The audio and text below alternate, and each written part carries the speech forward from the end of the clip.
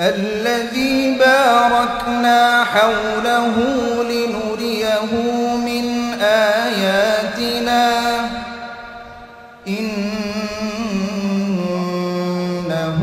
هو السميع البصير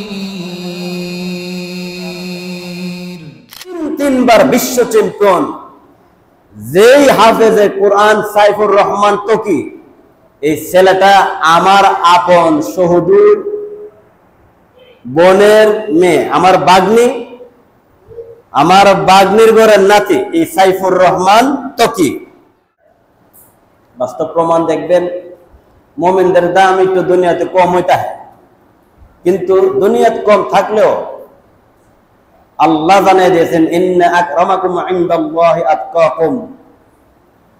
যে মানুষটার অন্তরের মধ্যে যত বেশি আল্লাহর ভয় থাকবে সে তত বেশি মুমিন, আর আল্লাহ তাআলা তাকে তত বেশি দামি বানিয়ে দিবেন। সুবহানাল্লাহ।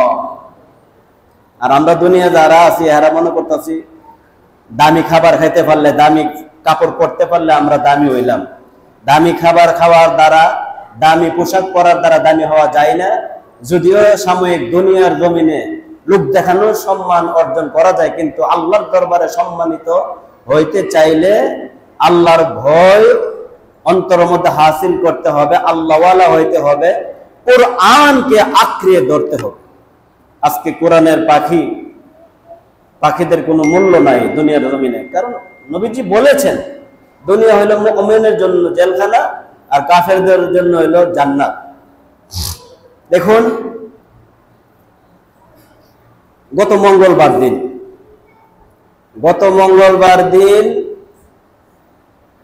সকাল 9:15টার দিকে ঢাকা মুগদা মেডিকেল কলেজ হাসপাতালে একটি কোরআনের পাখি দুনিয়ার জমিন থেকে বিদায় নিয়ে গেলেন।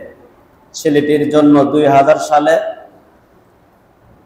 কুমিল্লা মুরাদনগর উপজেলার দালপাড়া গ্রাম সরকার বাড়ি নিবাসী হযরত মাওলানা হাফেজ বদিউল আলম ওনার দ্বিতীয় ছেলে। এই ছেলেটি তার এত গুণ, এত বৈশিষ্ট্য ছিল, যিনি বিদায় নিয়ে গেলেন কোরআনের পাখিটি আমাদের কাছ থেকে গত মঙ্গলবার দিন। তার বয়স 25-এর কাছাকাছি। তার গুণ ছিল কি, 2014 সালে পিএইচপি কোরআনের আলোতে প্রথম স্থান অধিকারী হয়েছিল, আর 2017 সালে কুয়েতে দ্বিতীয় স্থান অধিকার করেছেন। আবার এই 2017 সালে বাহরাইনের জমিনে সে তৃতীয় স্থান অধিকার করেছেন। ঠিক তেমনি ভাবে আবার 2019 সনে জর্দানে গোটা বিশ্ববাসীকে বাংলার পতাকা উড়িয়ে দেখে দিয়েছিল যে ছেলেটি, তার নাম সাইফুর রহমান তকি। এই হাফেজ সাইফুর রহমান তকি গোটা বিশ্ববাসীকে 2019 ইংরেজিতে জর্দানের জমিনে বাংলার পতাকাকে উঁচু করে কোটি জনতাকে দেখিয়ে এসে প্রথম স্থানে পুরস্কৃত হয়ে বাংলার জমিনে ফিরছেন।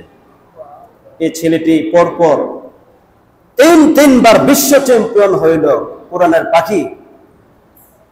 বাবা বাংলাদেশে 2014 সালে এভাবে পিএইচপি কোরআনের আলোর অনুষ্ঠানে অংশগ্রহণ করে প্রথম স্থান অধিকারী হয়েছিলেন ছেলেটি।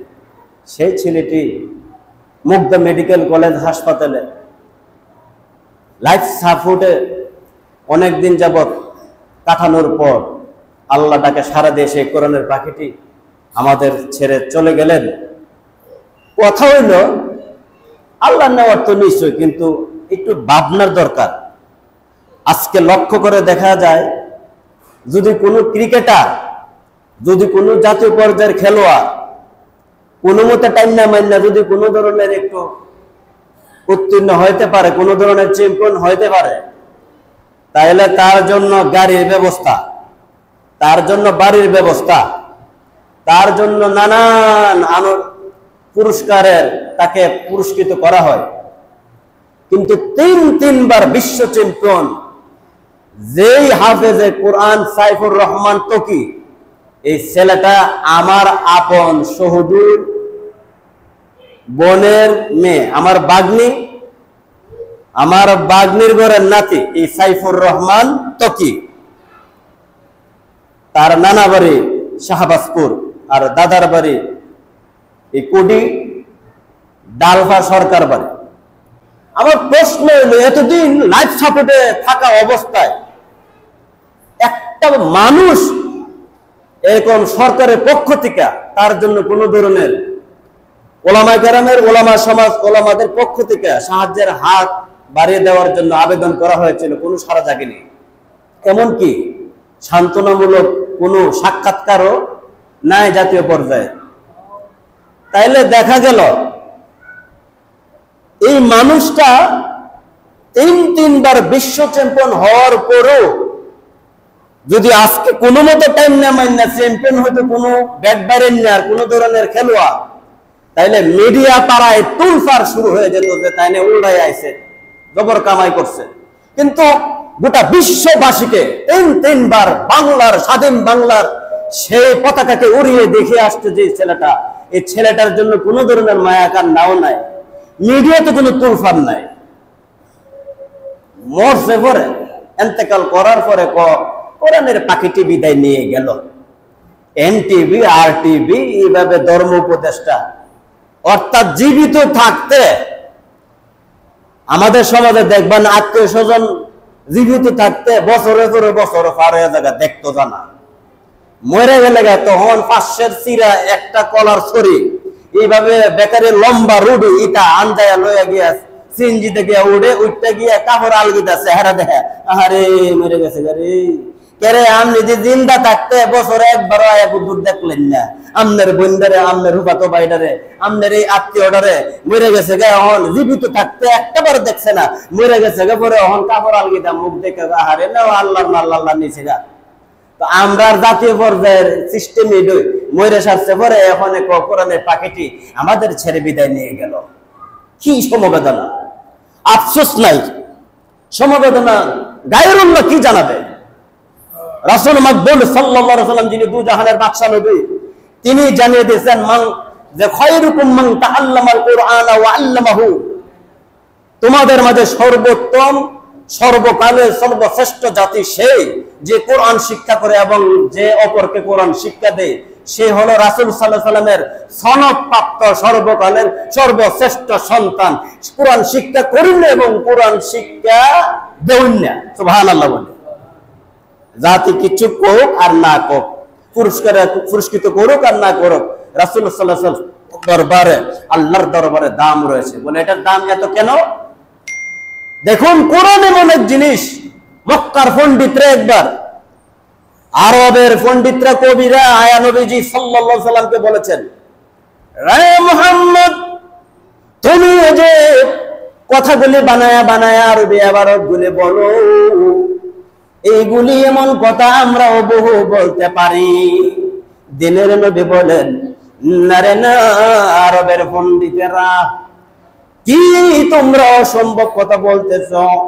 এই সমস্ত কথাবার্তা এটি তোমাদের পক্ষে সম্ভব না, বলতে পারবে না, বরং আমিও বানায়া বলি না, আল্লাহর পক্ষ থেকে বলি।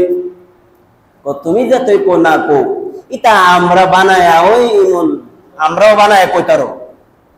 নবীজি সাল্লাল্লাহু আলাইহি সাল্লাম বললেন, শোনো, তোমরা কেন পৃথিবীর কোন মানুষ, কোন গায়রুল্লাহ, কোন পণ্ডিত, কোন বৈজ্ঞানিক, কোন দার্শনিক, এমনকি আমি নবী মুহাম্মদ পর্যন্ত একটা কথা বলার ক্ষমতা নাই, বলতে পারবো না। আমি যে কথাগুলি কোরআনের যে আয়াতগুলি আমি বলি, এগুলি কোনো মানব রচিত কোনো কথা নয়, এটা কারো পক্ষে সম্ভব না। আরে তুমি লেকচার বন্ধ করো, ও কিতাব বানায় আনতাম, আমরা লিখে দেই। সঙ্গে সঙ্গে আল্লাহ পাকের পক্ষ থেকে ওহী নাযিল হয়ে গেল। হাবিব পণ্ডিতের গোষ্ঠী পণ্ডিতি শুরু করে দিছে, তারা এবার একটা পথ হইল, আমি আপনাকে জানাইয়া দেই, কোন সুবহানাল্লাহ। আল্লাহ পরামর্শ দিতেছেন, পণ্ডিতরা বলেন, আপনি একটা আয়াত বলে দিবেন, এই আয়াতের পরের আয়াতটা লিখে আনবার লাগিয়া। বলে কি আয়াত আমি বলবো? আল্লাহ বলে দিয়েছেন, আল্লাহর হাবিবকে বলেছেন, নবী গো, আপনি বরং বলে দিন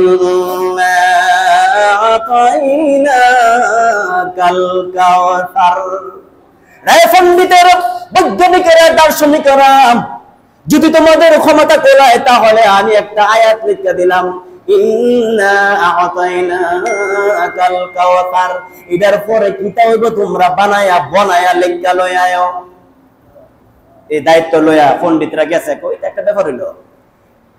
আরবের সমস্ত বিখ্যাত দার্শনিক কবিদেরকে, পণ্ডিতদেরকে সমবেত করে সমাবেশ ডাকা হইল। মুহাম্মদ একটা আয়াত লেখা দিছে, একটা কালাম লেখা দিছে, এটার পরবর্তী কথাটা আমরা মিলাইতাম। সে বলে আমরা নাকি পারবো না। সবাই একত্রিত হয়ে চেষ্টা চালিয়ে দিয়েছে।